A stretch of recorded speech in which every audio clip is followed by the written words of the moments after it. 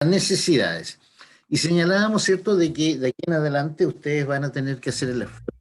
No el esfuerzo, sino que la excursión sobre la literatura de Manfred Max Neff y tratar de darle una lectura a este mapa que aparece en su libro Teoría del Desarrollo a Escala Humana. En ese libro están contenidas estas tablas. Pero si se meten a internet, a Manfred Max Neff, lo primero que le van a aparecer es un montón de páginas sobre esta matriz que relaciona las categorías axiológicas y las necesidades existenciales. Ya, en eso estábamos, ¿cierto? Me parece que también habíamos visto esto, la diferencia entre fuerza productiva y factores productivos. ¿Ya? Eso lo habíamos señalado. Yo voy a... Esto de los métodos inductivo y deductivo, ustedes más o menos lo conocen, vamos a saltarnos, vamos a irnos a las cosas más que requieren mayor explicación o más difícil de que a veces de incorporar. Por eso, dentro de lo que debemos aclarar para entender esta teoría económica y en particular la teoría microeconómica es la abstracción. Porque es un instrumento sin lo cual es difícil hacer ciencia, sobre todo en el ámbito de las ciencias sociales. ¿Ya? Esta es una herramienta que deben usar, que utilizan los investigadores sociales cuando tienen que abordar problemas relacionados con el hombre.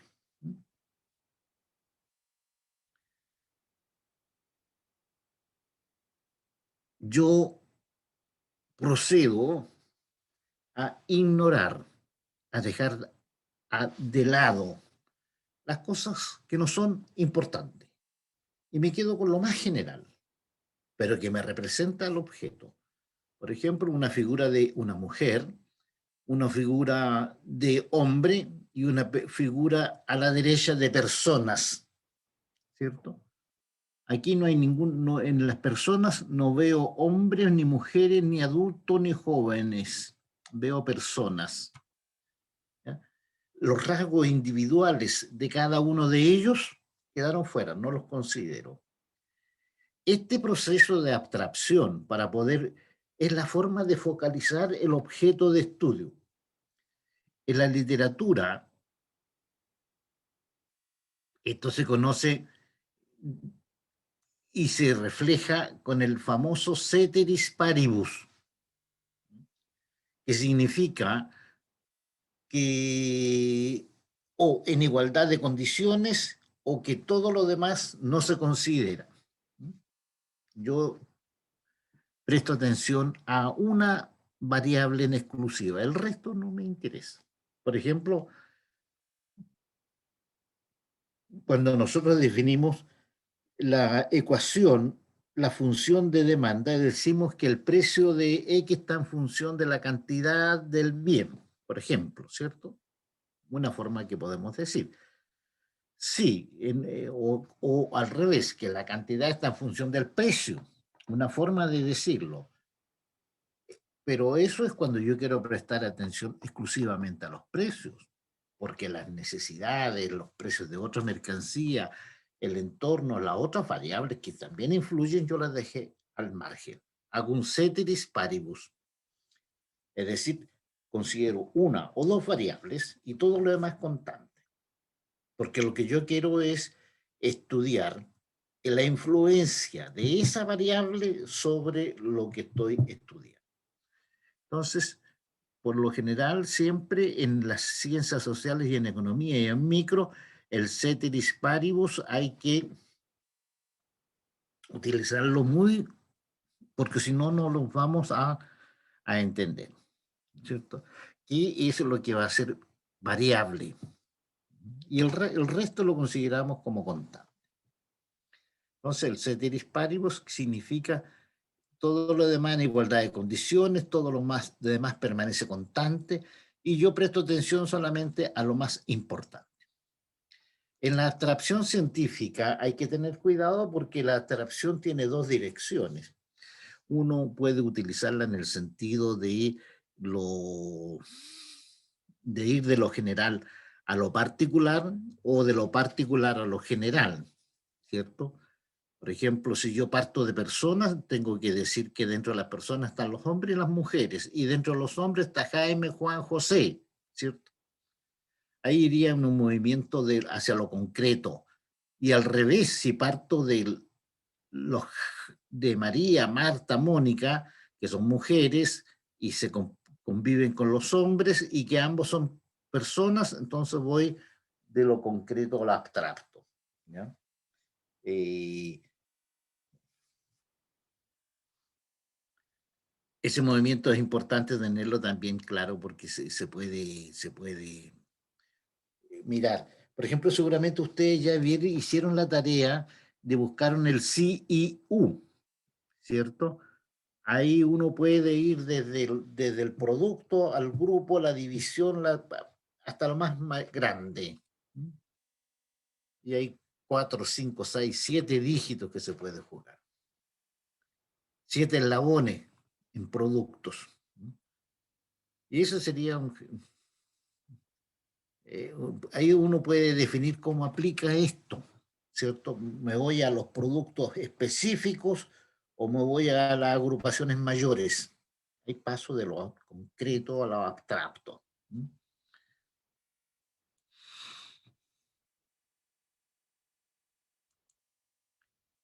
Bien, sigamos hablando sobre las cosas que me interesa que rescatemos. Y lo que vamos a rescatar ahora es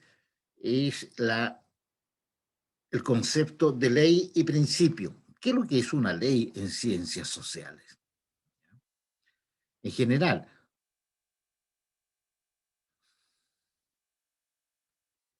eh,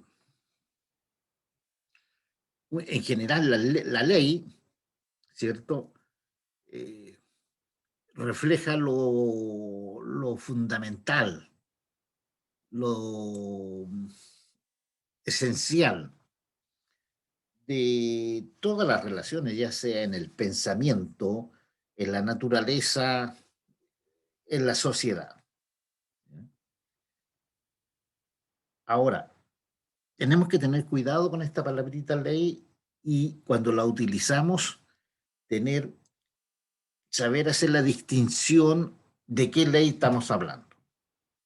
Por ejemplo, si nos referimos a las leyes de la naturaleza, estas leyes tienen la característica de que se manifiestan siempre, son objetivas.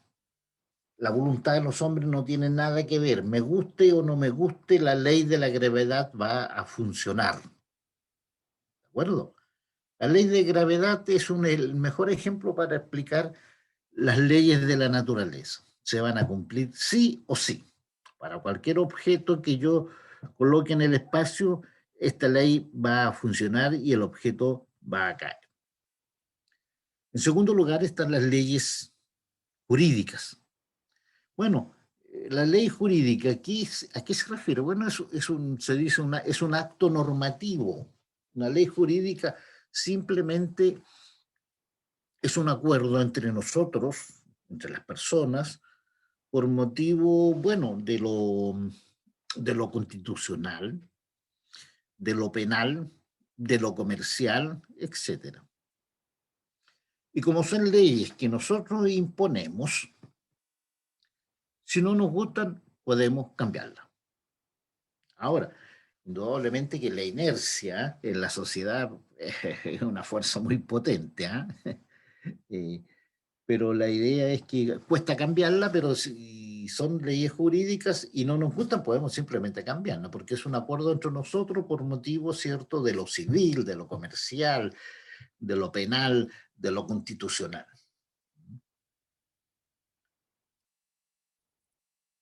Hay muchas personas que a veces con respecto de las leyes jurídicas le dan le dan un carácter objetivo, es decir, como que esas leyes no se pueden modificar, falso, son modificables. Las de la naturaleza no, ahí no hay vuelta, eso no, esos existen independientemente de nuestra voluntad. Pero nosotros vamos a estudiar las leyes económicas y esto hay que tener cuidado, porque la ley económica tiene la característica que se van a cumplir por regla general. Es decir, siempre va a existir la excepción que confirma que hay una regla. Por ejemplo, nosotros decimos que la ley de demanda nos dice que compramos más y los precios bajan, y viceversa, ¿cierto? ¿Eso opera con la sal? ¿Consumimos más sal si los precios bajan? No necesariamente, ¿cierto? Entonces aquí hay que tener cuidado. Las leyes económicas funcionan por regla general. Por lo tanto, cuando estemos haciendo un análisis económico de estas leyes, no tenemos que ponernos tan de cerca al traje, ¿cierto? Una vez un alumno, ante la pregunta ¿qué pasaba con la cantidad demandada de manzanas si el precio de las manzanas baja? Y el alumno respondió en el certamen, no pasa nada porque no me gustan las manzanas, no como manzanas. Ya, él era la excepción de qué cosa. Él representaba la excepción de que por regla general las personas, no él, las personas consumen más y los precios bajan. Tipos de leyes, ley de demanda, ley de oferta, ley de SAI, ley de OCUN, ley de rendimientos marginales decrecientes. Esta va a ser la ley que vamos a tomar y estudiar en la próxima clase cuando entremos a teoría de la utilidad prácticamente, ¿cierto? Que es la base del pensamiento económico que sustenta la microeconomía. Ley de Ocul seguramente con mayor profundidad la van a ver en macroeconomía, pero una ley que relaciona crecimiento y desempleo. En rigor, esta ley lo que formula es que no todo crecimiento genera empleo, sino que dice, mira, primero que nada tenemos que alcanzar un nivel tendencial y de ahí para arriba recién vienen a generarse empleo. Otra ley muy famosa, que toda oferta crea su demanda. Es una ley interesante, que más o menos es un razonamiento de Say, ¿cierto? Estamos hablando de fines del 1800, cuando se estaba generando en Europa eh, los procesos de monopolización de la economía. La industria y la maquinaria estaban generando producciones que sobrepasaban los mercados locales. Entonces la pregunta es, ¿qué va a pasar con esa sobreproducción? Entonces muchos decían, por supuesto que se avecina una crisis porque no vamos a tener que vender esa producción. En cambio, Say dijo, no, aquí no hay ninguna crisis, muchacho, porque en el fondo, en los mercados, lo que se intercambian son productos por productos. Por lo tanto, si hay más productos, la posibilidad de que cada uno de ellos se encuentre su par es más alta. En este sentido, toda oferta crea su demanda, planteaba Say.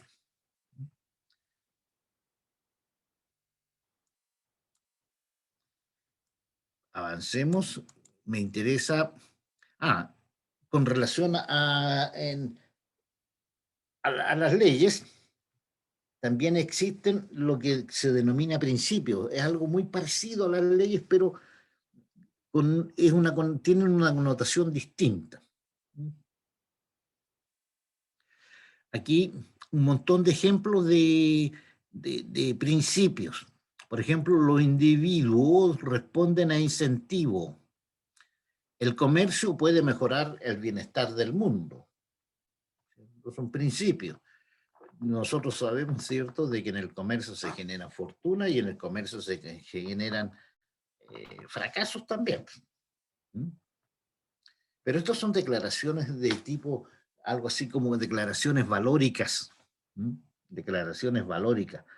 De alguna manera los principios, cuando lo aceptamos, se transforman en paradigmas. Paradigmas. ¿Qué es lo que es un paradigma en economía?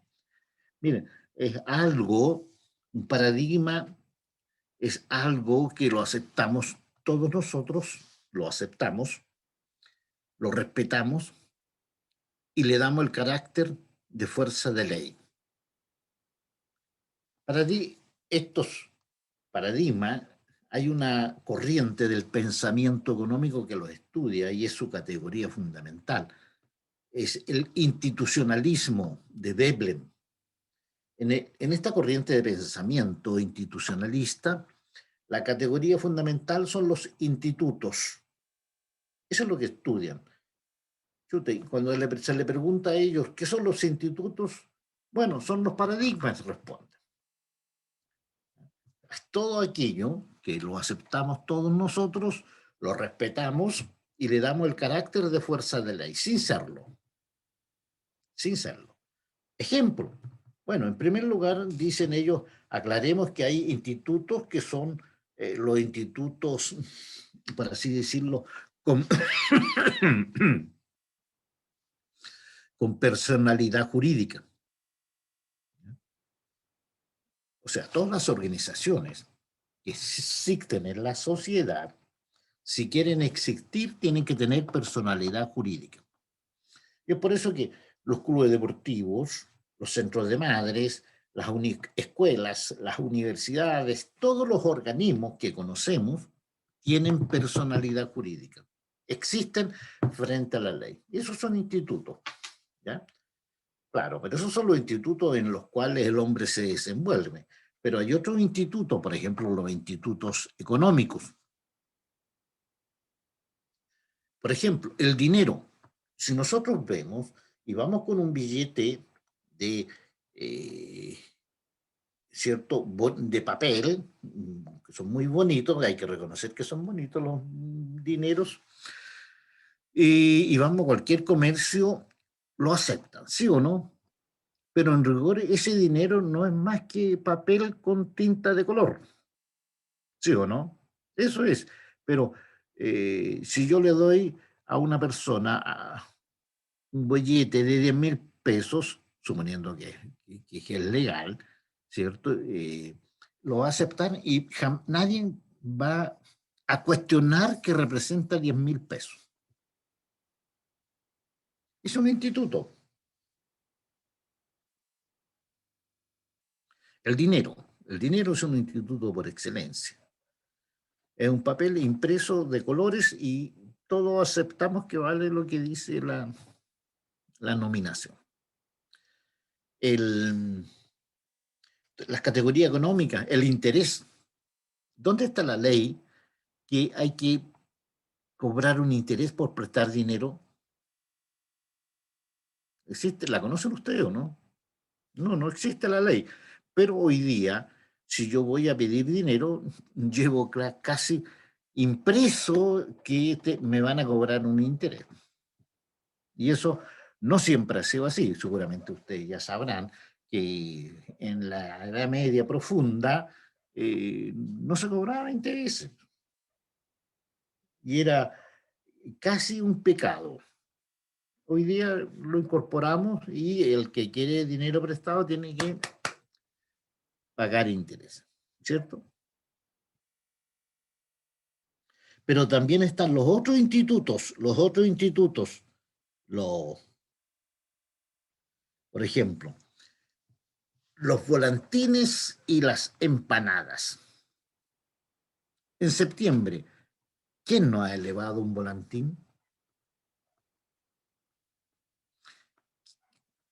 ¿Dónde está la ley que tenemos que comer empanadas en septiembre y bailar cueca, escuchar cueca? No, no existe esa ley, pero la respetamos con fuerza de ley. Y es un instituto, que es un instituto que mueve la economía también. Pues, ¿cuántos Valentines se venderán en septiembre? ¿Cuántas empanadas? ¿De qué monto es el negocio de las empanadas? Imaginen que sé que somos casi, ¿cuánto? 19 millones de habitantes, 19 millones de habitantes. ¿Y cuántas empanadas se comerán 19 millones en septiembre? Bueno, sáquenle molde. Sáquenle molde a esa fuerza que mueve la rueda. Entonces, principios son declaraciones generales que de alguna manera operan como paradigma. Las aceptamos casi como que si fuesen leyes, ¿ya? Pero no son leyes. Otro aspecto importante son las variables. Las variables económicas. Bueno, ¿qué es una variable económica? Es la representación, claro, mediante números, de un concepto económico. O sea, cuando un concepto yo lo cuantifico con números, eso es una variable. Por lo general, no aceptan negatividad. Es decir, todo opera tiene sentido desde el cero para arriba. Por ejemplo, el consumo. Yo puedo comer una manzana, dos manzanas, tres manzanas, pero el proceso inverso, comer menos una manzana, menos dos manzanas, no tiene sentido, ¿cierto?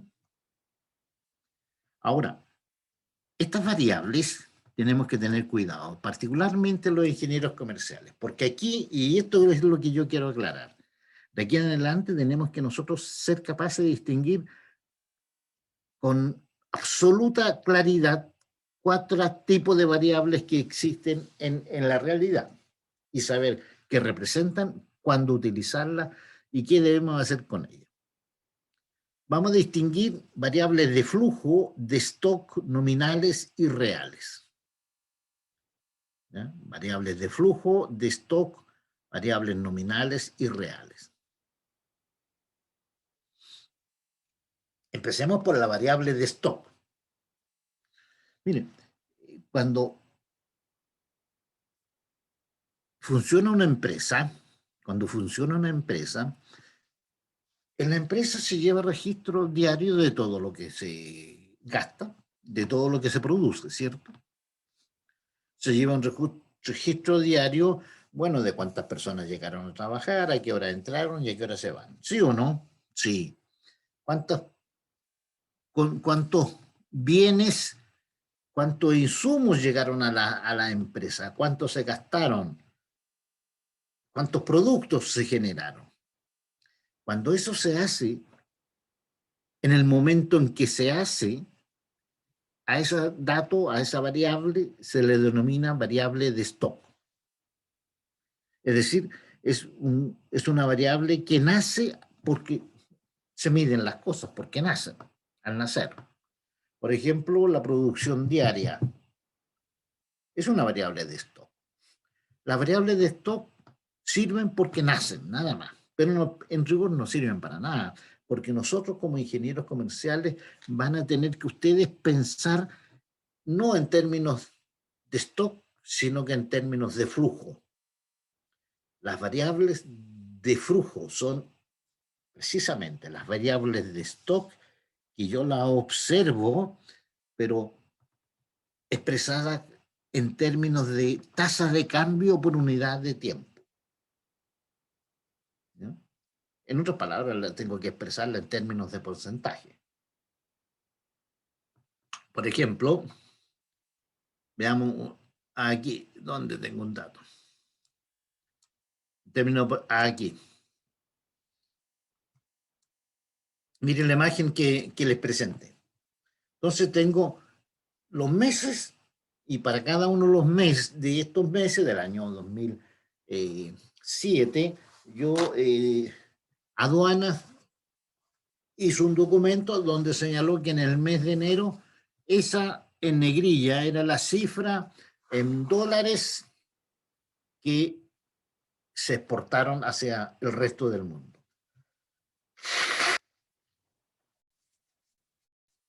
En febrero, nuevamente, aduana tuvo que hacer un informe y constató que hay 442.000, no sé la cifra, es difícil leer tantos números. ¿Ya? Por lo tanto, esta fue la exportación de febrero. Y así sucesivamente. Todos los meses hizo estos registros.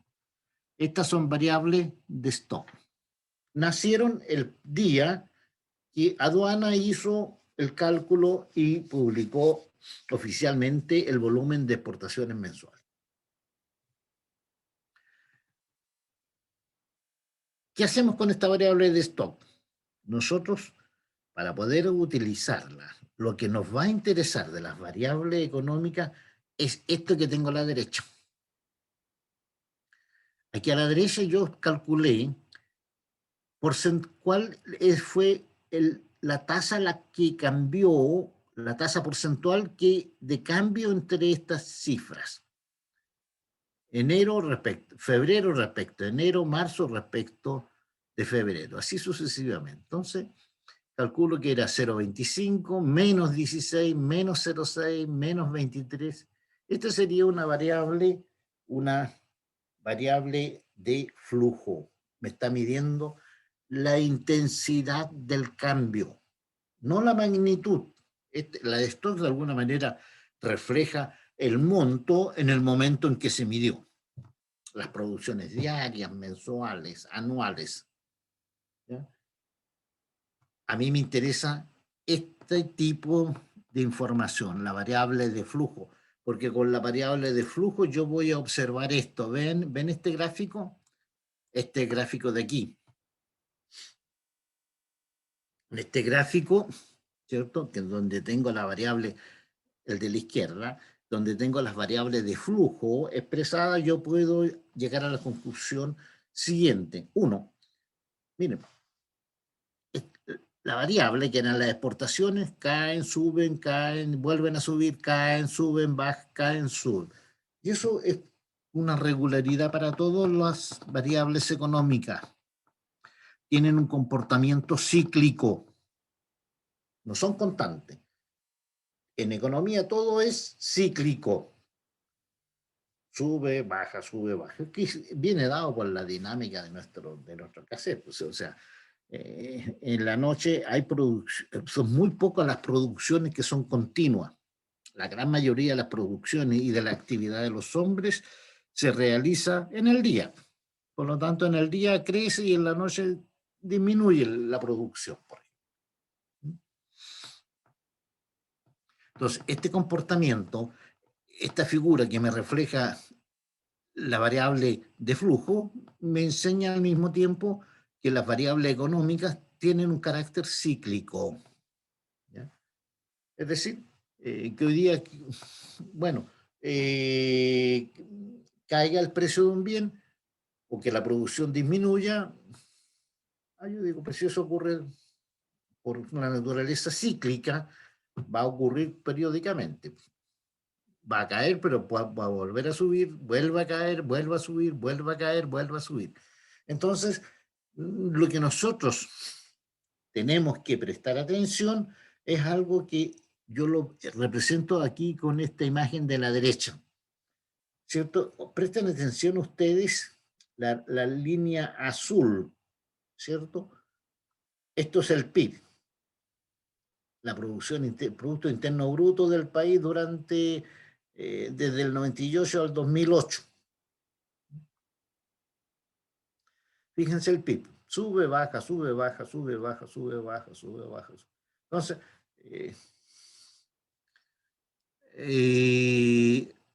yo, miren, la voy a colocar.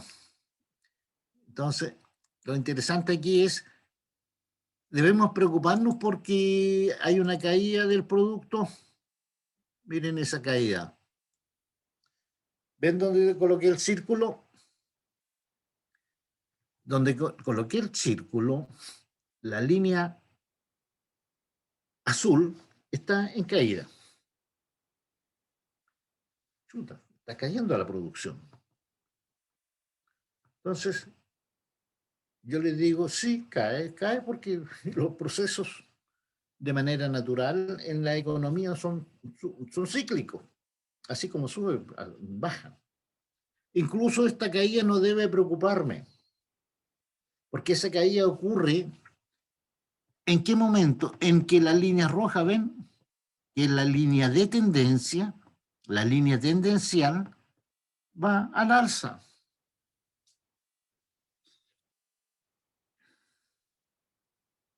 Entonces, esa caída, ahora si la línea tendencial fuera a la baja, eso va a preocuparme a mí. Por ejemplo, este punto de aquí ya debería ser preocupante, ¿cierto? Es porque no solamente la línea azul va a la baja, sino que la tendencia de la economía va en caída. Esto es preocupante también, ¿cierto? Todos estos puntos que coinciden, las caídas, porque cada vez que baja va a tirar la línea tendencial cada vez más abajo. Entonces, esta sería la gráfica del comportamiento de las series de flujo. Incluso esta dinámica lo único que me dicen es la naturaleza cíclica, pero lo que yo tengo que prestar atención es, por así decirlo, sobre lo cual ustedes van a tener que emitir juicio, es sobre esta línea roja, que es la línea de tendencia. Es como la economía, es como las personas, a veces andamos súper bien, y a veces andamos medio bajoneados. ¿Ya? Pero, ¿qué es un bajón para un joven futuro profesional de la ingeniería comercial? Nada, pues, es decir, ustedes están en la creciente, ¿cierto? Por lo tanto, un día que anden medio bajoneados, da lo mismo. No. Bueno, estamos hablando de la naturaleza cíclica de la serie económica. ¿Están de acuerdo? Entonces, hay que distinguir las variables de stock. Las variables de stock no sirven para nada. Existen porque nacieron así. Lo que nosotros tenemos que hacer es transformarla en stock y mediante el stock ver su naturaleza cíclica y sobre esto ver su tendencia. Su tendencia. Esta imagen que está aquí a la derecha, ambas imágenes, esta yo la saco con un software que se llama Edius. Es caro, pero los jóvenes tienen acceso gratuito a ello, basta con meterse a la página y señalar que son estudiantes y les pasan una versión para estudiantes. Tiene una calidad gráfica extraordinaria, permite trabajar con series de tiempo y sacar toda esta imagen.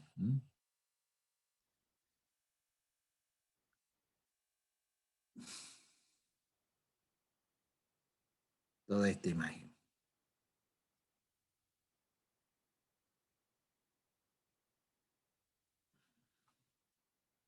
No voy a explicar esto de abajo, pero lo vamos a ver a continuación. Ya, entonces, primero que nada, flujo, stock y flujo. Solamente se puede emitir juicios ante estas gráficas, ante las variables, ante el tratamiento de las variables de flujo. Pero el dato nace como una variable de stock. ¿De acuerdo? Vamos. Las otras dos eran, decíamos, nominales y reales. Nominales y reales. Miren, cuando yo me voy a una página, por ejemplo, la página del Banco Central que está, pero bueno, pura información económica.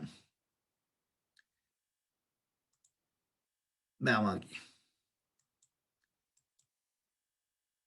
Aquí yo les presento de un informe, una información del Banco Central sobre el Producto Interno Bruto del país anual desde el año 2013 hasta el año 2019.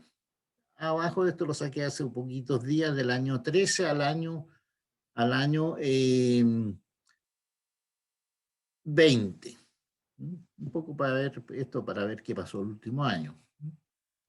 ¿Qué pasó el último año? Fíjense cómo la presento.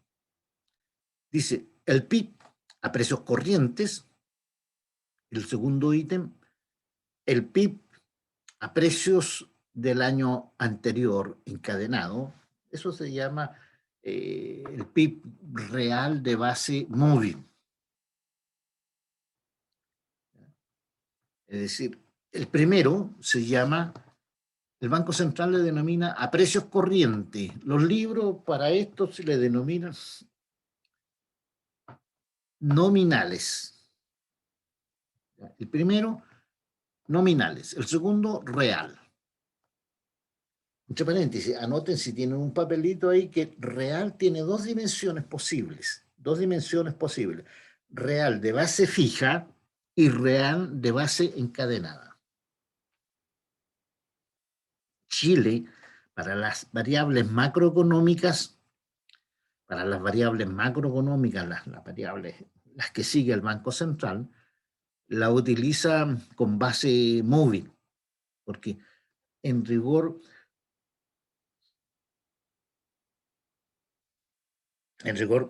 las grandes producciones de Chile, las grandes producciones son de, bueno, ¿qué es lo grande que producimos? Celulosa, producimos fruta, producimos cobre, ¿cierto? Bueno, eso caen dentro de la categoría de los commodities. Y esos commodities, los últimos 20 años han tenido una regularidad que se han comportado así. Han sido muy volátiles en precio. Caen, suben, pero es muy rápido esos cambios. Eso se llama volatilidad. ¿Ya? Entonces, si yo utilizaba la base fija, ¿qué significa usar el precio de un año? Por ejemplo, expresar todas las producciones de todos estos años en base a los precios del año 2013. En el año 2013, ¿cómo estaba la onza de la libra de cobre? No sé, pero debe haber estado bajo los $2. Y hoy día, ¿cómo está la libra de cobre? Sobre los $3. Entonces, si yo lo usara como base fija, lo que estaría reflejando sería una cuestión nada que ver. Si la producción fuera una libra, entonces tendría $1,95, porque estaba debajo de los $2. Y hoy día, si lo expresara en plata de hoy día, tendría $3. ¿Ven la diferencia? 1,5 y $3. Nada que ver. Entonces, el, el, el, el precio real, el precio real medido sobre la base, sobre el criterio de base encadenada, acerca más las producciones a los valores de los precios más recientes. ¿Ya? ¿Y cuál sería la fórmula del encadenado? Yo la anotaría de la siguiente manera. Bueno, toma la producción del periodo T, Q sub T, y lo multiplico por el precio sub T menos 1. Es decir, por ejemplo, este 155, el encadenado, el último del año 2019, fue el resultado de tomar la producción, los productos del año 2019 y multiplicarlos por los precios del año 18. Entonces, para los precios encadenados de base móvil, la formulita sería, ¿cierto? Tomo la producción, el Q, del periodo T, y lo multiplico por el precio de qué periodo, del periodo T menos 1. El T-1 significa del anterior, el periodo anterior. Ahora, el periodo anterior, porque hay cifras cuyo seguimiento tiene sentido si es anual, otras se les sigue semestral y a otras trimestrales. Por eso el periodo anterior. El Q del periodo T se multiplica por los precios del periodo T menos 1. Esa es la fórmula que se utiliza para estimar los precios de base encadenada.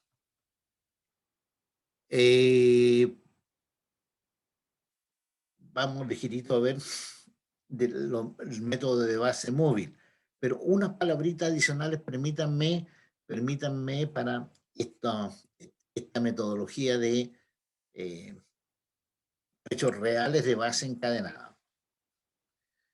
Precios reales de base encadenada. Chile comenzó esta práctica de entregar esto encadenado solamente cuando ingresó a la OCDE. Esto fue el año 2010. Y la Comunidad Europea nos dijo, ¿ustedes quieren ser socios? Sí, muy bien. Entonces mídanos así porque así medimos las cosas aquí. Además, ¿cierto? Además que era práctico porque permitía, digamos, expresar cosas más. Para muchas cosas, cuando los precios son muy volátiles,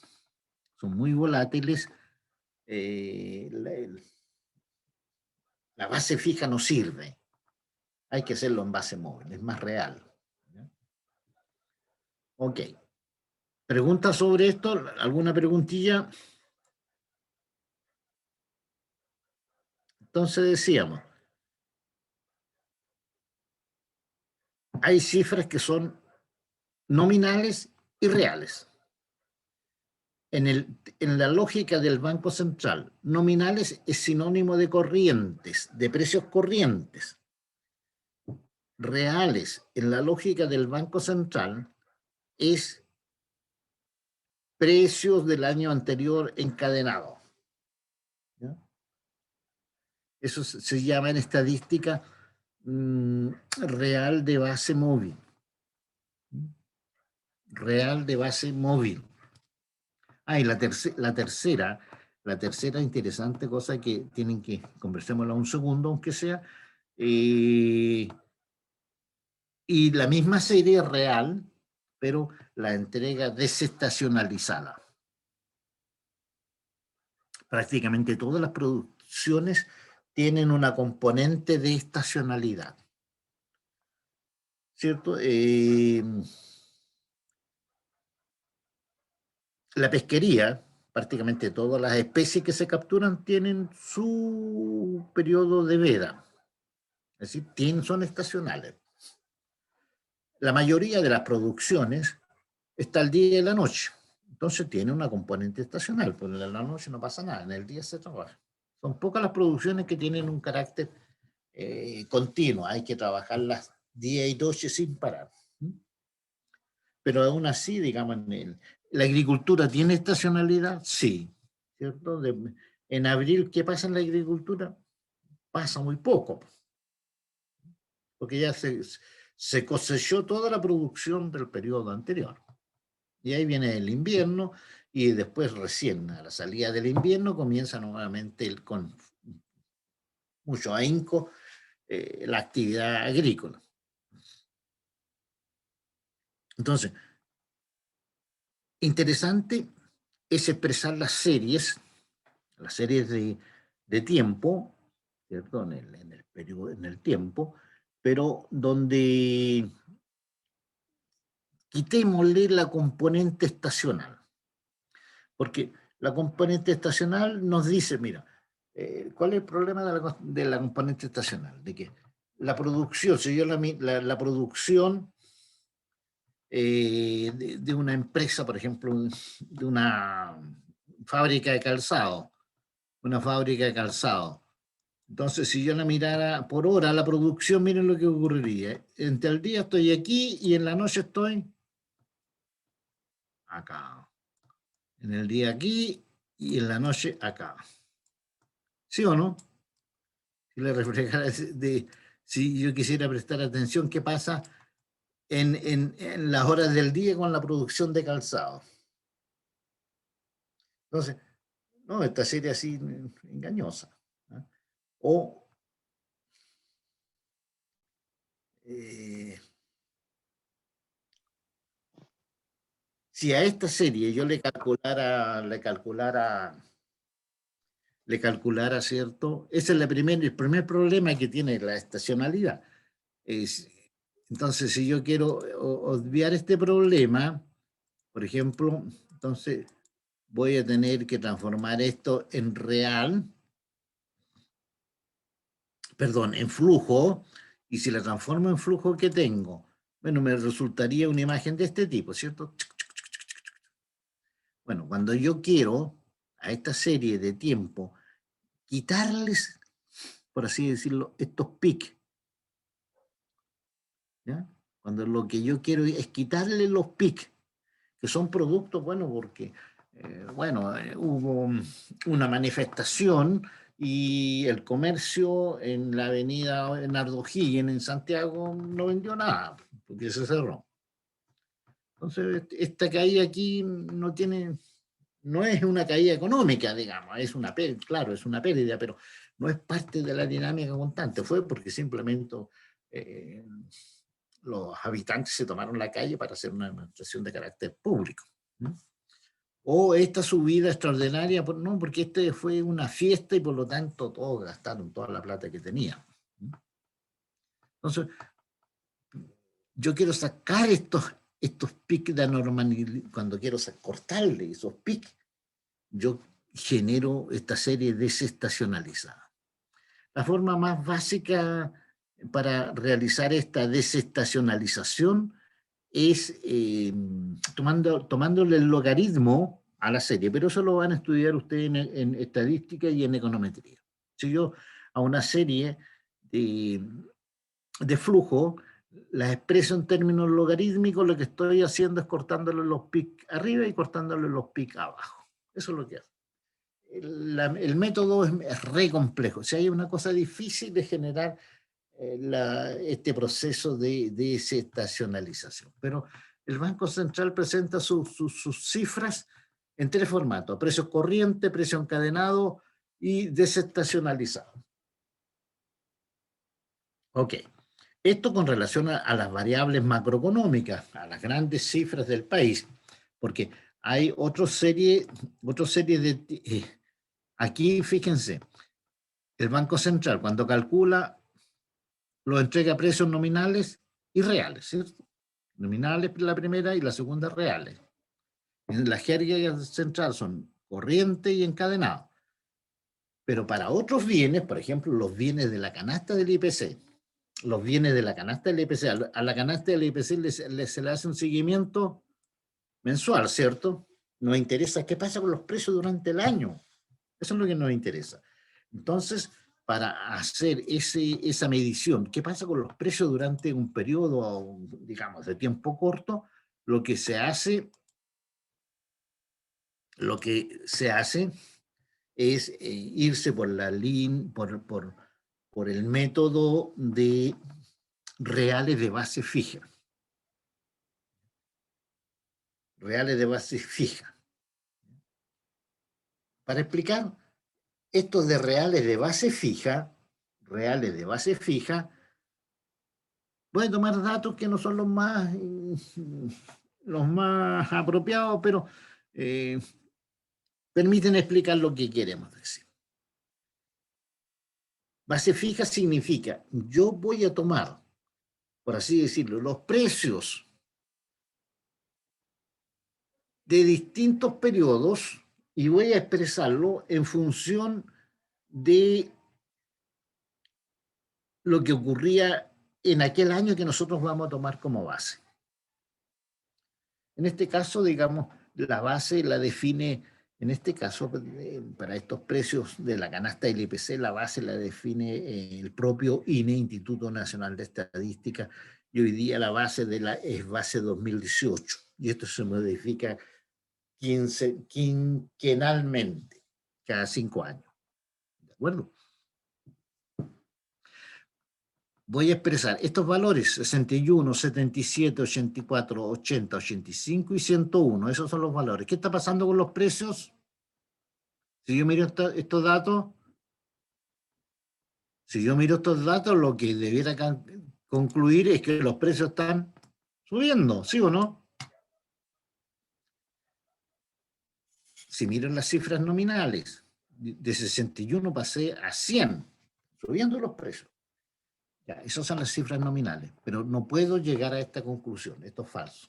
Porque ya dijimos, las variables nominales no sirven para nada. Y si no sirven para nada, ¿para qué las tenemos en la pregunta? ¿Para qué las tenemos? ¿O por qué las tenemos? Muy fácil, porque nacen así. Simplemente por eso existen, porque nacen así.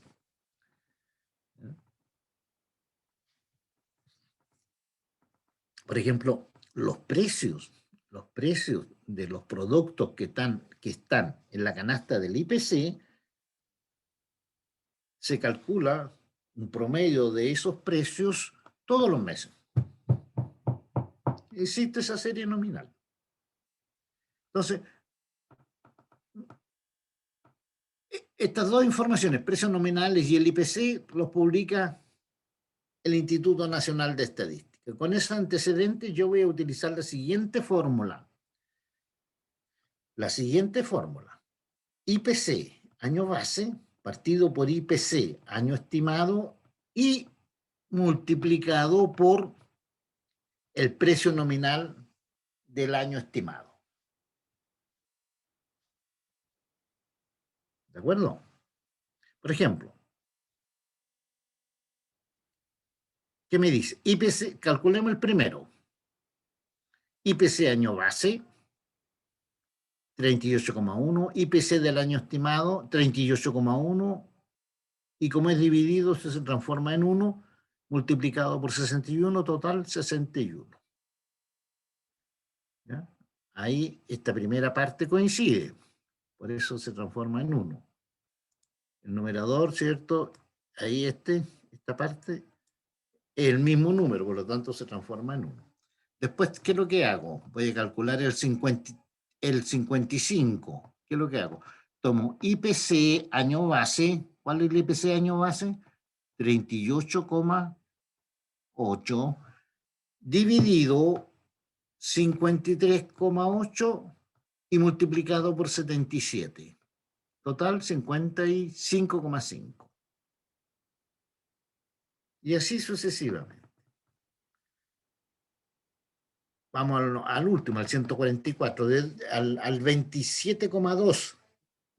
Observemos 27,2. ¿Cómo nació el 27,2? Apliquemos la fórmula. IPC año base, 38,8. Dividido IPC del año estimado, 144. Y multiplicado por 101. Y eso da 27,2. Entonces, aquí yo, si hago para todos estos periodos, encuentro esta serie, 61, 55, 39 hasta 27. Eso sería la serie de precios reales, con base, en este caso, del 1970. ¿Ya?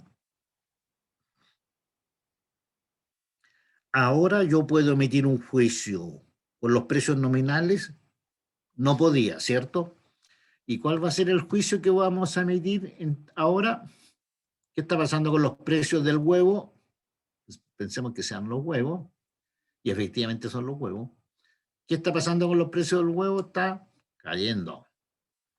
Porque si hubiese utilizado los precios nominales para emitir un juicio, tenía que haber señalado esto. Y eso no es correcto. Eso no es correcto. Esta cifra.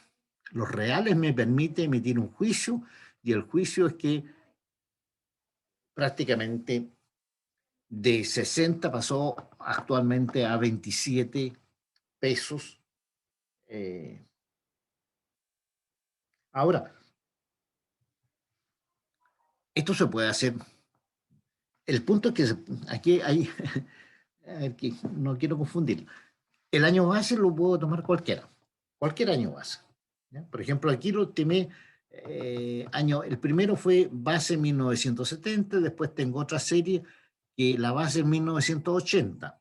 ¿Ya? Pero, ¿qué pasaría si yo tomo base 70? Darling lo toma el año base 75, Constanza en el base 80, Pablo en el base 85 y así sucesivamente. Tendríamos todos resultados distintos, ¿cierto? Y no podríamos conversar. Entonces, para que podamos conversar y que los resultados sean los mismos, quien sea quien lo estime, entonces el INE declara el año base.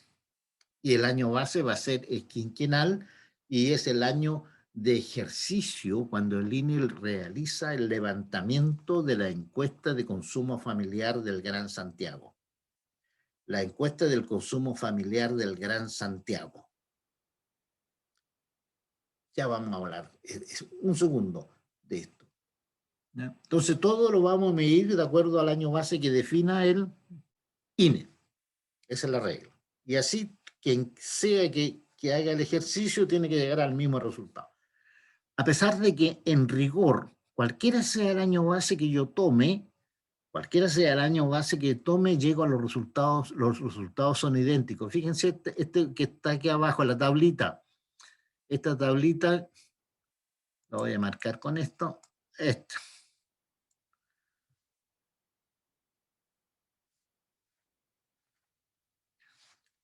La primera serie de color amarillo y la segunda serie de color amarillo son lo mismo, miren, vean.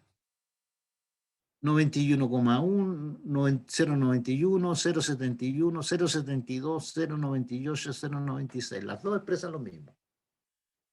Es simplemente para qué. El año base da lo mismo, pero vamos a tener que asumir de aquí en adelante que el año base que vamos a utilizar va a ser el año que lo define el INE. Para que cualquiera sea el cálculo, el que haga yo, el que haga usted, el resultado tiene que ser el mismo. Aunque en estricto rigor da lo mismo el año base que yo tome. Ahora, ¿cómo llegué a estos resultados que están acá abajo en el cuadrante que marqué? Simplemente tomé la tasa de cambio. Transformé el 61, el 55, 39, 28, 28, 27, lo expresé en términos de variable de flujo. ¿Qué es lo que era la variable de flujo? Bueno, cuando los datos de stock yo los transformo, los expreso en tasa de cambio por unidad de tiempo. Es decir, calculo la diferencia porcentual que hay entre cada periodo. ¿Ven? Primera serie amarilla tiene esa diferencia porcentual. Y si le calculo la diferencia porcentual de la segunda serie, base 1980, el resultado va a ser lo mismo. Cale. Unas palabritas sobre la encuesta del consumo familiar del Gran Santiago. Encuesta que es muy importante, pero si hay una encuesta importante, sobre todo para un ingeniero comercial, es esa. ¿Por qué? Porque ese es un ejercicio que hace el INE, lo hace cada 5 años para encontrar lo que se denomina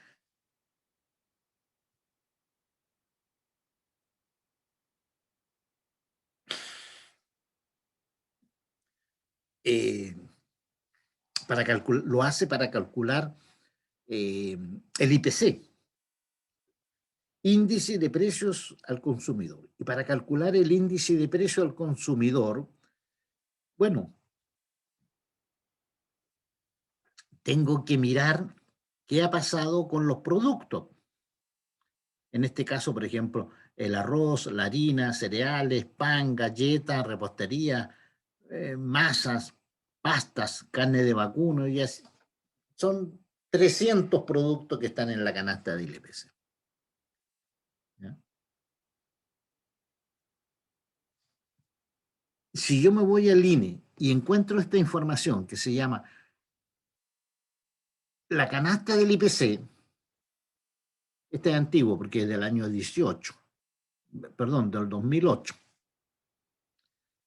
Hoy día debiera ser base 2018. Por ahí en algún momento lo tengo. Es importante esto, ¿por qué? Porque esta tabla, que es la resumen de la encuesta, de la encuesta que realiza el INE, del consumo familiar, permite llegar a la siguiente conclusión. Por ejemplo, si yo me voy al arroz, en el arroz hay un numerito que, es decir, tiene un ponderador. Dice arroz 0,1863. ¿Cuál es el sentido económico de ese numerito, de ese ponderador? En primer lugar, para ustedes, como ingenieros comerciales, la información es, ese es el porcentaje de la renta que en promedio las familias chilenas destinan al consumo de arroz. ¿De acuerdo? Harina, 0,07. Ese es el porcentaje que en promedio las familias chilenas destinan al consumo de harina, y así sucesivamente. Y esa información es importante porque si yo conozco la plata que hay en el país y conozco el número de familias y conozco los quintiles, entonces podría saber cuál es el tamaño del negocio de la harina en el país. Del arroz, ¿cuánto arroz se vende en el país? Bueno, el arroz que se vende en el país es el 0,18 de la renta disponible, la que hay para gastar. El 0,18, esa cantidad debe ser significativa. Como ustedes van a tener que hacer estudio de mercado e investigar qué pasa en el mercado de la vestimenta, en el mercado del transporte, de los bienes de consumo directo, de los alimentos, de los medicamentos, y van a tener que cuantificarlo. Bueno, esta es una información importante. Entonces, la canasta del IPC me entrega el ponderador por producto. El ponderador por producto me dice qué porcentaje de mi renta, en promedio, una persona destina o una familia destina al consumo de ese bien. Y esa es la importancia fundamental. Esto tienen que buscarlo en el INE, mirarlo, véanlo, es muy interesante, ¿eh? Porque aquí yo le presento Una una tesis, parte pequeña. ¿ah? y guardarlo y tenerlo, porque no hay otra manera de estimar el tamaño en plata, el tamaño de los mercados, no hay otra manera. Y además con esto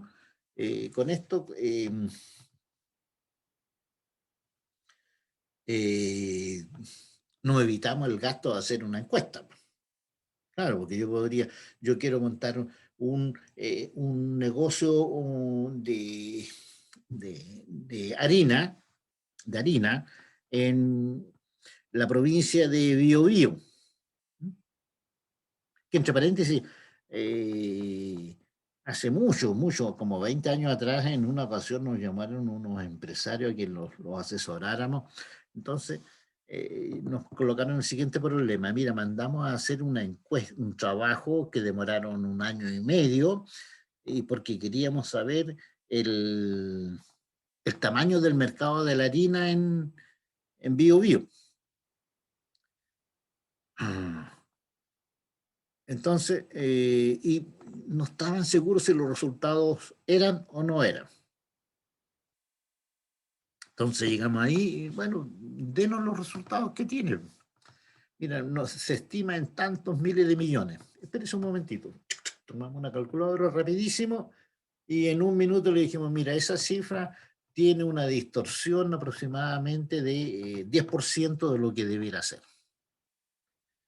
Oye, ¿y cómo ustedes tan rápido llegaron a eso y nosotros tuvimos 1 año y medio trabajando para llegar a esa cifra? Bueno, porque le explicamos cómo los métodos indirectos para determinar volúmenes, tamaños de mercados. ¿Ya? Para eso sirve esta cifra. Y se hacen. ¿No? Si es así, lo que hicimos, tomamos el ingreso disponible de la región de Ñuble, que existe la información esa, de la provincia de Biobío, lo multiplicamos por el factor harina. Y eso nos dio los volúmenes, acabó. Ahora, podríamos ir casa por casa a preguntarle cuánta harina consume al mes. Pero digamos, ahí se toma al año y medio. Pero cuando yo necesito la información rápida, tengo que utilizar eso. Entonces, yo puedo determinar cuál es el consumo, cuál es el negocio de pan en Concepción. ¿Cómo lo haríamos? Pregunta de certamen. Explíqueme cómo usted podría determinar el consumo, el tamaño del negocio del pan.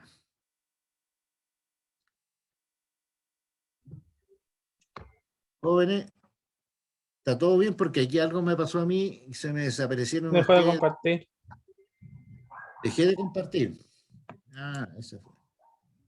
No sé si quiere realizar un descanso Eso quería plantearle. ¿Les parece un descanso? para las 10:20. Ok, Sí, profe. estamos.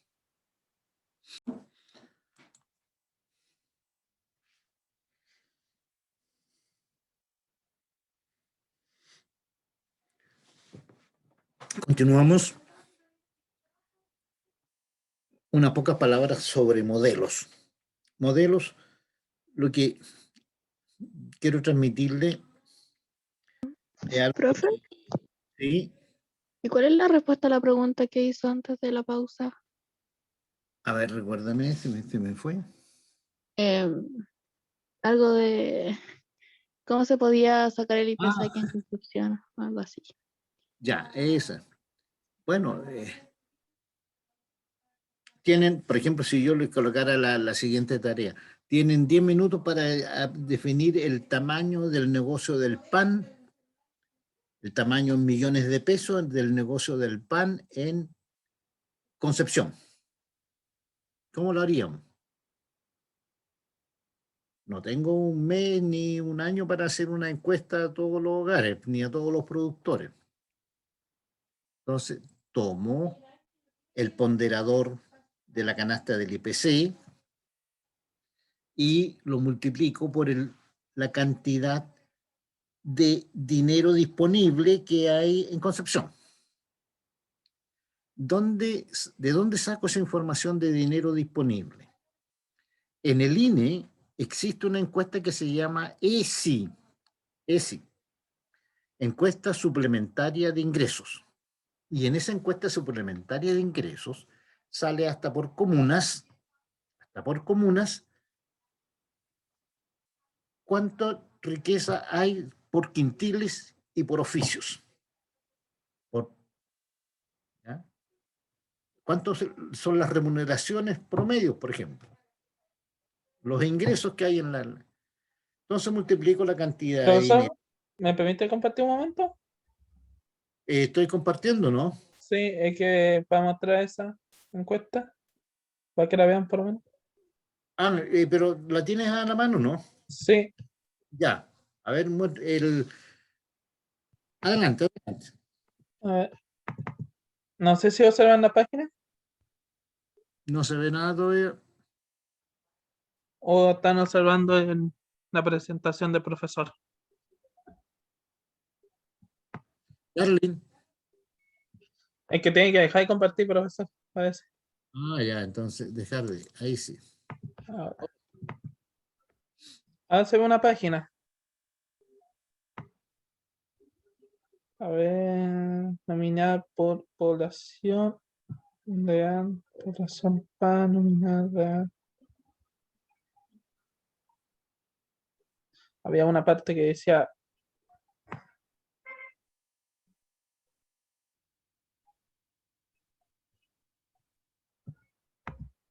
Y en buscar por qué.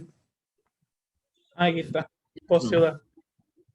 Bueno, aquí está de formato nominal, pero por ejemplo aquí te va apareciendo, aquí seleccioné por ciudad, entonces aquí podemos encontrar por, en este caso el profesor preguntó por Concepción, Sí. Ahí está la comuna. ahí está la comuna. Sí la podemos. Tenemos ingreso medio nominal de la población. Entonces, tendría que multiplicar eso por la población, ¿cierto? ¿Cuántos habitantes hay? Sería. Claro. ¿Ves? Aquí está el ingreso medio de la región del Biobío. Dice que en promedio una persona en la región del Biobío, en la ciudad de Concepción, tiene un ingreso en promedio de 400.000 pesos. O 500.000. Pero ahora me dio una duda. Cuando multipliquemos por la cantidad de población, hay que multiplicarlo por la cantidad de la fuerza laboral o toda la población de la región. De la fuerza laboral, porque es la población ocupada. Ah, de la población ocupada. Ya, deben ser en Concepción. ¿Cuándo debe ser eso? Como No, pero que se puede buscar por rango de edad y luego de eso ahí se puede sacar un estimado. ¿Ya? ¿Cuántas personas están trabajando? Esa vendría a ser la suma de ingresos que existiría en Concepción. Y eso lo multiplico por el ponderador de la canasta del IPC. ¿Y de dónde se saca el otro dato, profe? De la canasta del IPC. No, el de la población trabajadora. En el INE igual se puede sacar.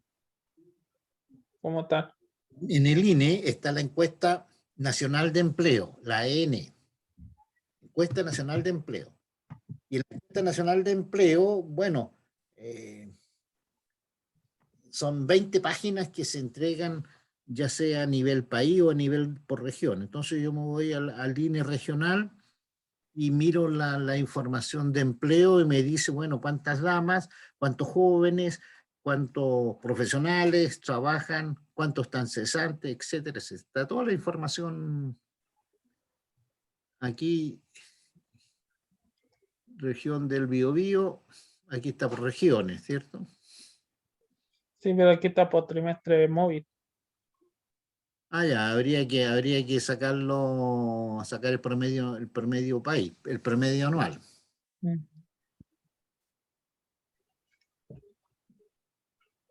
Pero sería más sencillo entonces buscar como una especie de censo distribuido por edades y ahí sacar la población de ocupados. Pero igual sería como un poco más inexacto.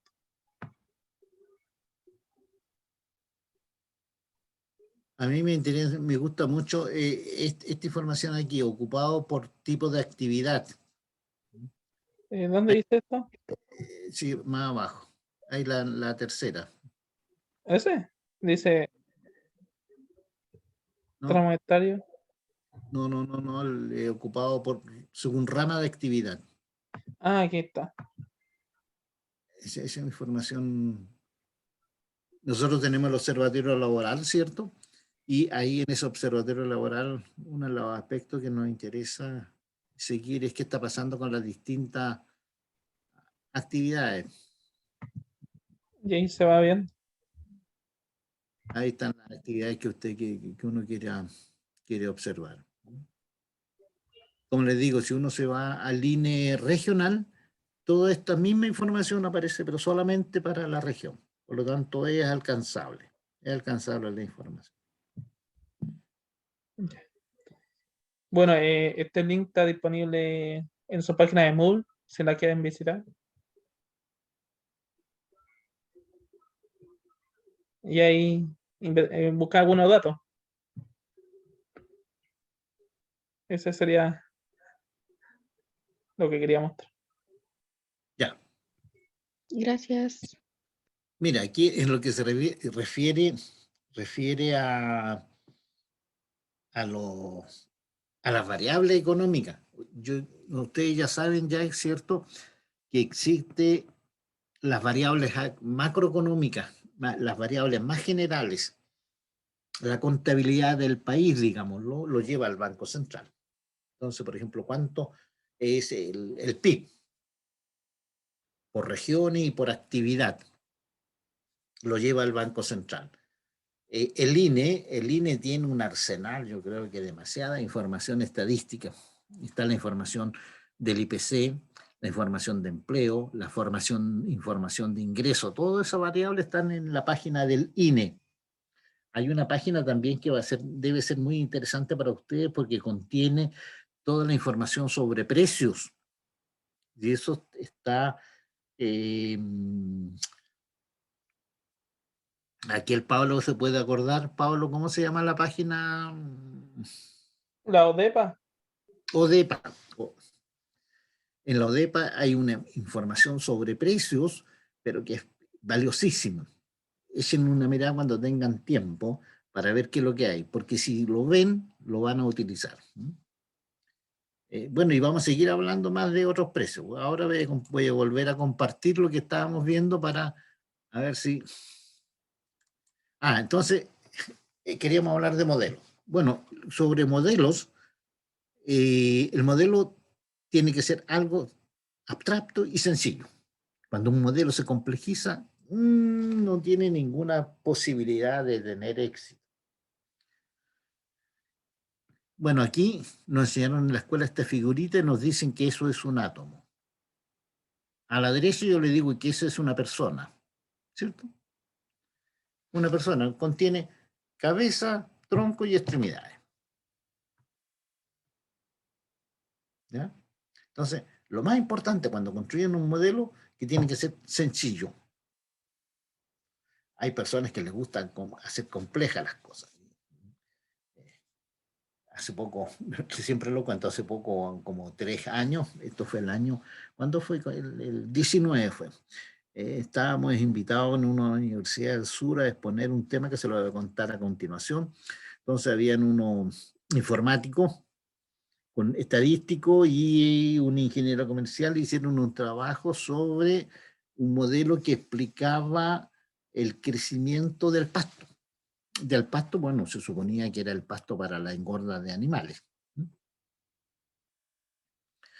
Bueno, en ese modelo, el crecimiento o las bondades del pasto para forraje le relacionaron 98 atributos. 98 variables que explicaban el crecimiento del pasto. Fíjense que la persona más importante en la economía y quien dirige la economía de un país como Chile es el ministro, en rigor, el ministro de Hacienda, porque es el que maneja la cartera de la plata. ¿Saben cuántos indicadores persigue un ministro de Hacienda? 3. El resto son ruidos, ¿no? Y claro, en una economía hay 1000 variables, ¿cierto? Pero un ministro de Hacienda persigue 3. ¿Cuáles son? Crecimiento, empleo, inflación. Y el resto no vale la pena seguirlo. Entonces, en el futuro, acuérdense, los modelos tienen que ser abstractos y lo más importante es sencillo. Es decir, es cierto, ¿cuántas variables nosotros consideramos para vivir nuestra vida? 1.000.000 de variables. Pero a la hora de crear un modelo, coloquémosle 2 o 3 nomás. Por ejemplo, mire, los modelos pueden ser de varios tipos. Pueden ser de diagrama,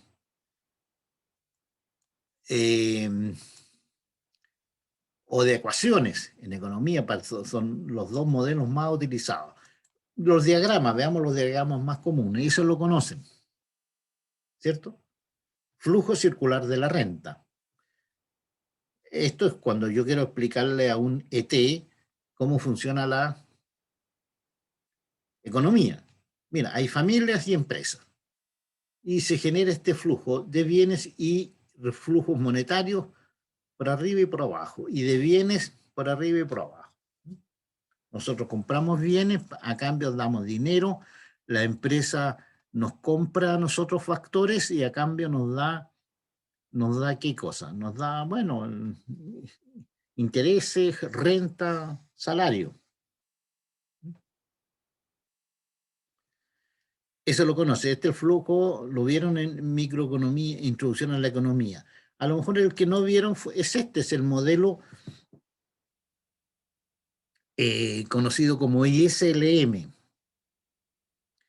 ISLM referido IS al mercado de bienes y LM al mercado de activos o dinero.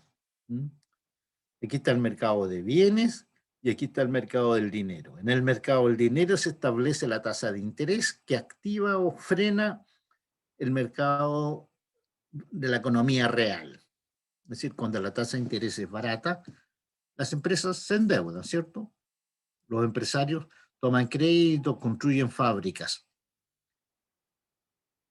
Las fábricas que producen los bienes reales, parte lo retorna al mercado, a los bancos, ¿cierto?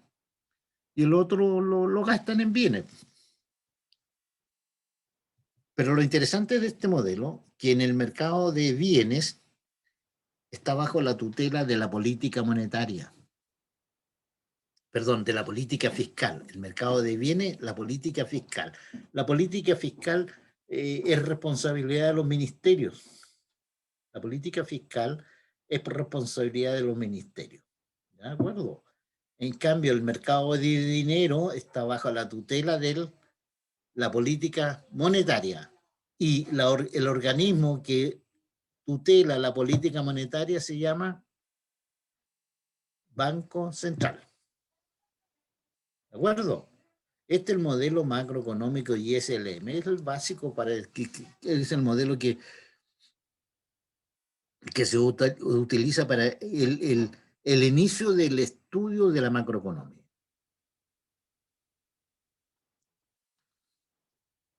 Modelo de activos, mercado de activos o de dinero, mercado de bienes, están bajo la tutela.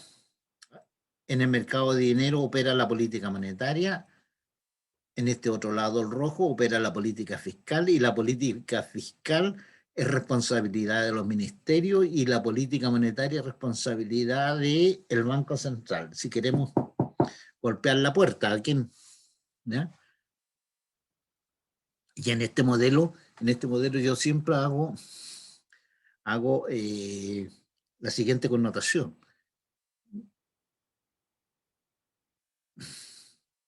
En general, la política monetaria es un instrumento que sirve para tomar decisiones de corto plazo. En cambio, la política fiscal lleva implícito el largo plazo. Porque la política fiscal significa, por ejemplo, construir una fábrica, y eso ya es largo plazo.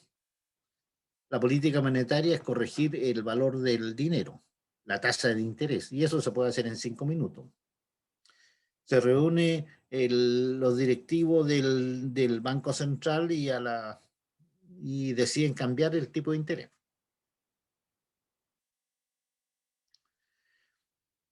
No lo hacen tan a menudo, pero basta con una reunión y se cambia el tipo de interés. ¿Ya? Este es un modelo el modelo macro, el ISLM. Un modelo que yo les sugiero que lo estudien. Este modelo es un modelo de la CEPAL, Comisión Económica para América Latina y el Caribe. Este modelo lo encuentro más interesante. Un modelo de diagrama que incorpora, bueno, gobierno, la esfera económica, el mundo civil, aquí estamos nosotros, el soporte electoral somos todos nosotros, y al lado están todos los institutos con personalidad jurídica están aquí. Y así opera la cosa.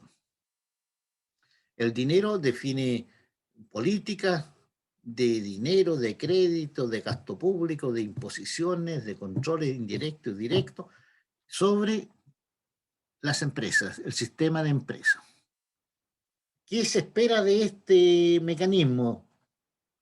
Bueno, se espera 3 cosas: inflación, desempleo y crecimiento, que haya un buenos resultados. ¿Por qué? Porque eso es lo que a nosotros nos hace estar felices o mal.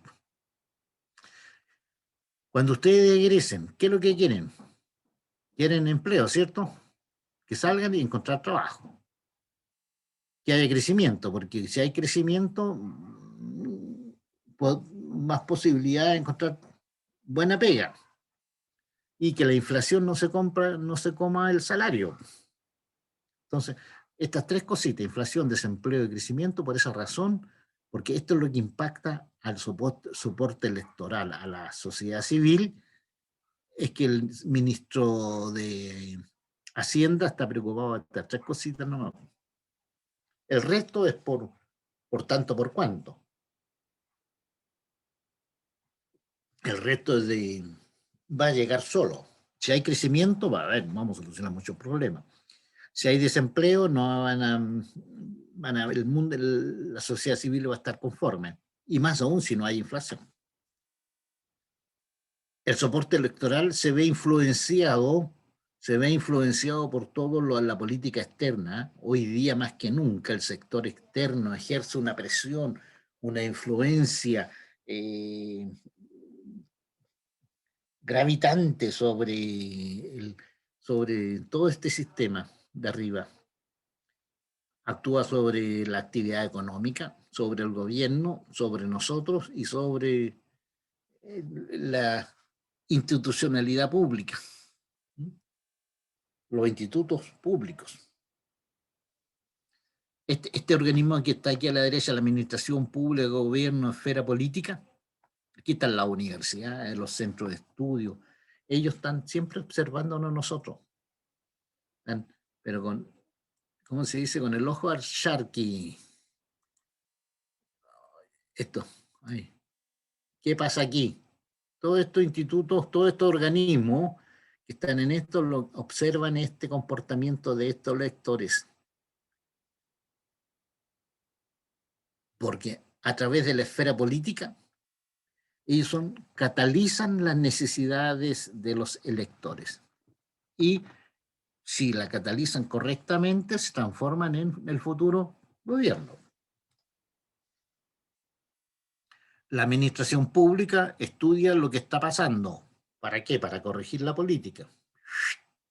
Es decir, somos estudiados por estos organismos que están aquí, llámese administración pública, gobierno, oposición, universidades, centros de investigación, todos estos que hacen encuestas, ¿cierto? Estamos siendo para o transformarse el gobierno o si es el gobierno para modificar la política. Porque nos interesa que esto esté conforme. Si esto esté conforme, el gobierno continúa. Si está desconforme, el gobierno, olvídense, desaparece. Este modelo es interesante, es un modelo cepaliano. La página de la CEPAL es muy interesante, hicieron una miradita. Pero hay otro modelo, y en eso nos vamos a quedar, hay otro modelo que me interesa más presentárselo. Es un modelo que lo utilizo para hacer investigaciones, el modelo insumo-producto. Esto, hoy día, y en Chile, la realización de esta información está a cargo del Banco Central. Antes dependía de otro organismo. En otros países, a veces está en manos del Banco Central y a veces lo tiene el Ministerio de Economía directamente. Pero una cosa es concreta. Este modelo insumo-producto es la forma que se utiliza para llevar a cabo la contabilidad nacional, la contabilidad del país. Ustedes saben que todas las empresas tienen contabilidad, ¿cierto? Esa es la contabilidad privada. Pero ahora piensen en el país como una empresa y llevémosle la contabilidad al país. Entonces, para eso hace uso de estas tablas. Pero aquí quizás la más importante, y porque no tenemos tiempo para más, lo que le voy a explicar es esta tabla. Esta que está aquí. ¿Ya? Porque dice razón con el input, output, insumo, producto. Input, output. Entonces, se toma la economía del país y se dice, bueno, ¿cuáles son las actividades más importantes que hay en el país? Las actividades. Bueno, la minería, la construcción, etcétera, etcétera. El Banco Central define, pronto se va a cambiar, yo creo que este año deberá aparecer una nueva tabla insumo producto, pero la anterior definía 176 actividades más importantes del país. Ya esas 176 actividades le estimaba esta tablita que está en el círculo. Y ahora le voy a explicar qué es lo que son los numeritos que están adentro. Entonces, imagínense esta tablita que aquí es de 3×3, imagínensela de 111 por 111.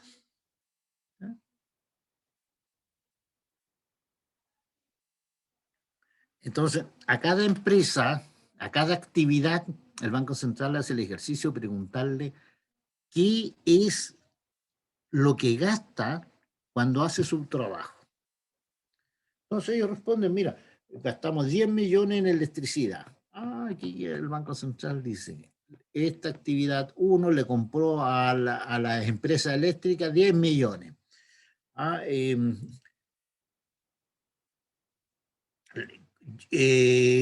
Compramos al comercio, compramos automóviles.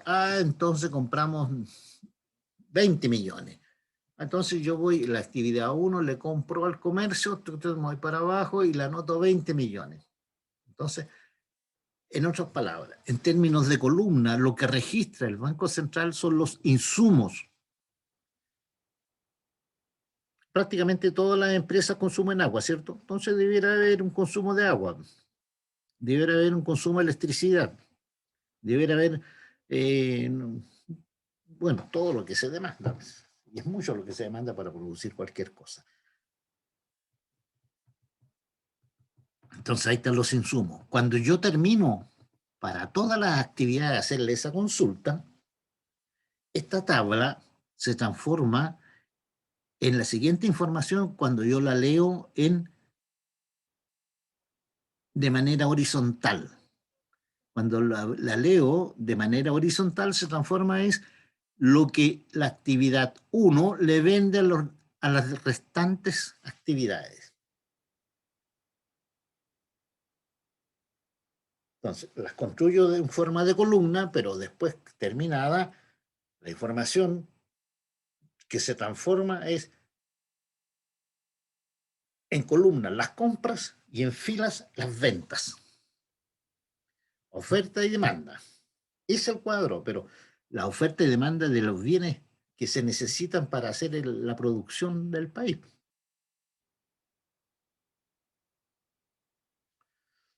Esto que está aquí se define como el consumo intermedio.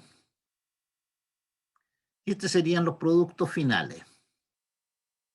Por eso esto se llama demanda intermedia y esta demanda final. Y es toda una estadística ahí interesante y se fue con estas tablas que tienen, yo les comentaba que son de 111 por 111.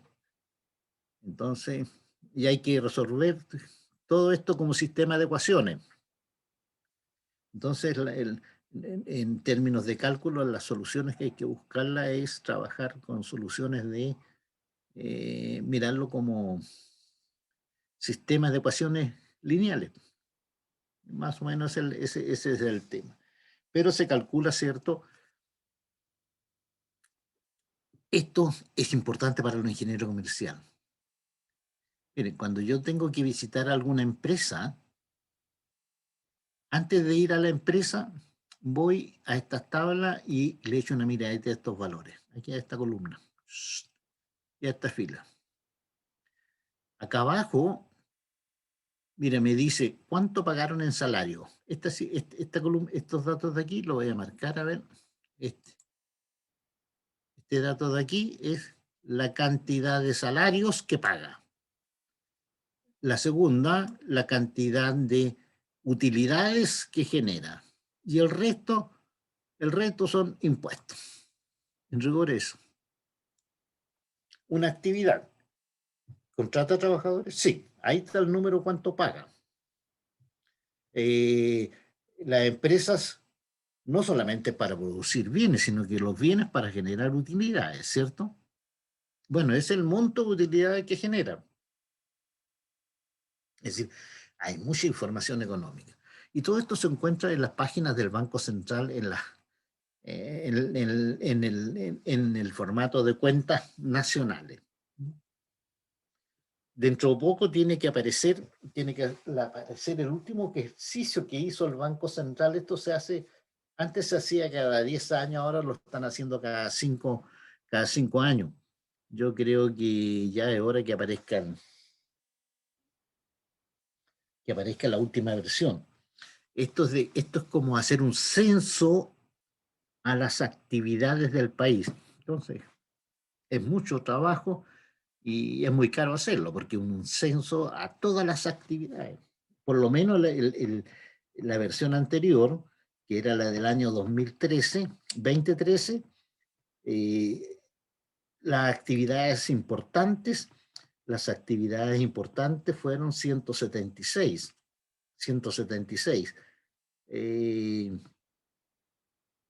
En términos de producto final, esto se trabaja en la entrega del Banco Central en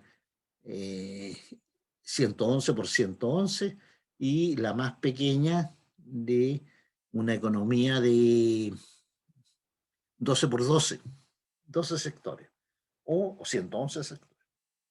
Pero mucha información económica. Más adelante seguramente vamos a conversar más sobre esta tabla insumo producto que representa. Por ejemplo, esta que está aquí, ustedes son ingenieros comerciales, miren esto que les voy a marcar. Esto.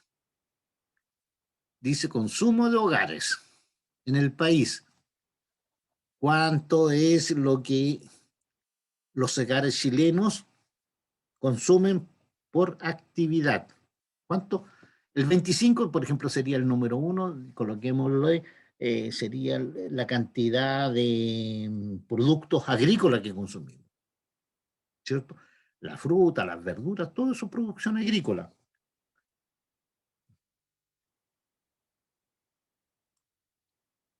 Esta sería la cantidad de productos agrícolas que mandamos al extranjero. Si aquí, y esto está por actividad. Entonces, lo que se persigue es la actividad en el sentido de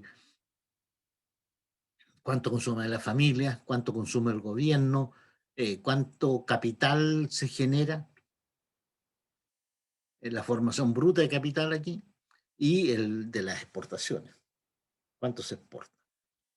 Bueno, y con eso, como les digo, ¿cierto? Se aplica la matemática matricial y la lógica matricial y se resuelven matrices para encontrar lo que queremos buscar. Por ejemplo, hay las dos últimas tesis que fueron muy interesantes, que se defendió en la facultad con este tema, es una tesis que se utilizó este mecanismo para ver el impacto, para medir el impacto del primer 10% que se entregó de las pensiones, ¿se acuerdan? Hoy día se está discutiendo en el Parlamento las características del tercer 10%. El primero Todavía no se sabía nada y se hablaba de que no servía, que era un gasto. No. Se construyó un modelo y esta cifra de aquí, este primer rectángulo que tengo, se hizo endógeno y como endógeno se hizo, digamos, funcionar el sistema y con el objeto de medir qué impacto tiene y en todos los sectores y en la economía en general la cantidad de plata que significaba el 10%. La cantidad de plata que significaba el 10%. Después otra tesis muy interesante a temas de investigación. Ustedes ya deberán comenzar a pensar en temas de tesis. Hay otro joven, que lo hizo el año pasado, antepasado fue. Miren, todo lo que hacemos, en última instancia lo podemos transformar en energía, ¿cierto?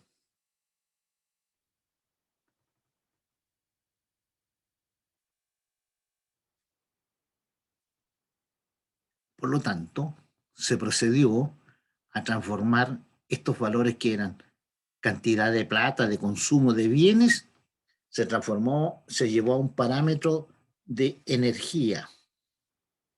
Por ejemplo, este es producción de manzana. La pregunta, ¿y para manzana yo necesito electricidad o no? ¿O otro tipo de energía? Sí la necesito. Entonces se transforma eso en energía y se transformó esto en todo un sistema de medir las necesidades energéticas de un país. ¿Mm? Porque, bueno, temas de investigación.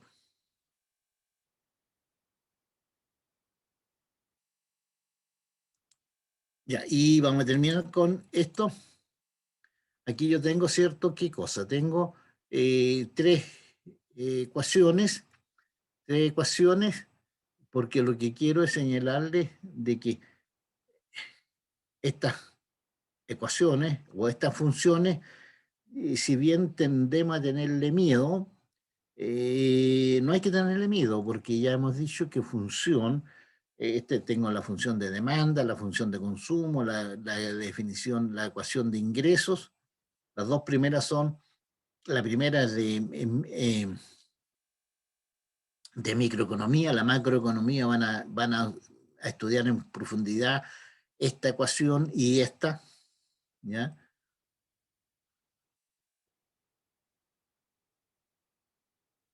Pero acuérdense siempre de lo siguiente. Una función es una expresión mediante símbolos de relaciones de causalidad entre variables independientes y la variable dependiente. Relaciones de causalidad entre variables independientes y variables dependientes. Y para que se ordenen un poquito, y en esto terminamos, transfórmense en matemáticos y cuando tengan un tiempito pequeño, construyan la función de vuestra felicidad, la función matemática, os dije. Entonces escriben, ¿de qué depende mi felicidad? Y colocan las variables, el x1, x2, x3, x4, x5. Y colóquenlo en orden jerárquico. Eso es bueno hacerlo periódicamente, porque a veces las personas tienden a darle mucha importancia a aspectos que no son tan relevantes. Quedémonos con lo que vale la pena. Pero en fin, ustedes colocan las variables que estimen necesarias para que ustedes sean felices, porque de eso se trata, ser un hombre feliz. Y después lo ordena jerárquicamente. Pues a veces hay sorpresa, ¿eh? A veces hay sorpresa. Oye, de repente uno hace la escala y coloca, no, este en segundo lugar. Resulta que ese segundo lugar debiera estar en el lugar 20. Pero bueno, hagan el ejercicio. Muchachos, nos quedamos hasta aquí. Nos vemos el martes.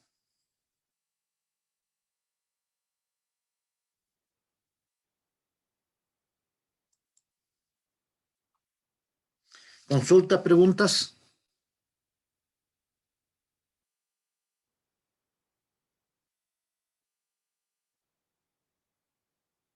Ok, chao.